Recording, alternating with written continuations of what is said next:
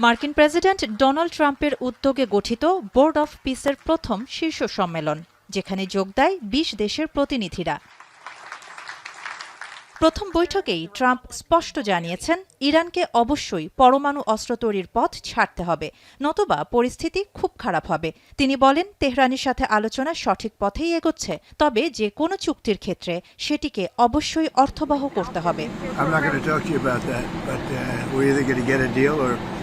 It's going to be unfortunate for them. I would think that would be enough time, 10-15 days, pretty much maximum.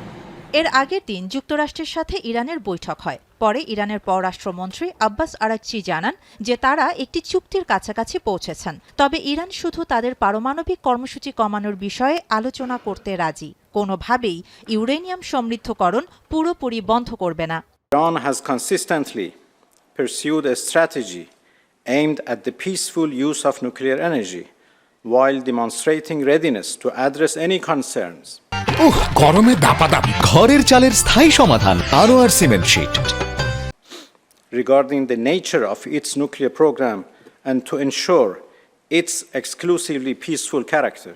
এদিকে উল্টো হুঁশিয়ারি দিয়ে ইরানের সর্বোচ্চ নেতা আয়াতুল্লাহ আল খামিনি বলেছেন, সামরিক হামলা হলে মধ্যপ্রাচ্যে যুক্তরাষ্ট্রের সমস্ত ঘাঁটি এবং সম্পদ লক্ষ্যবস্তু করা হবে। জাতিসংঘে দেয়া এক চিঠিতে একথাই হুমকি দেন খামিনি। তেহরান বলছে তারা কোনো যুদ্ধ চায় না এবং নিজে থেকে কোনো যুদ্ধ শুরুও করবে না, তবে আক্রান্ত হলে আত্মরক্ষায় কঠোর জবাব দেয়া হবে।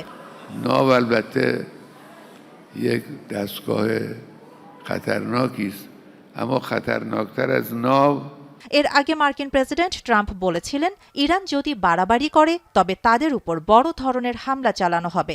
এরপর থেকেই দুই দেশের মধ্যে উত্তেজনা অনেক বাড়তে থাকে। শাহানা জাহান, এখন বিশ্ব।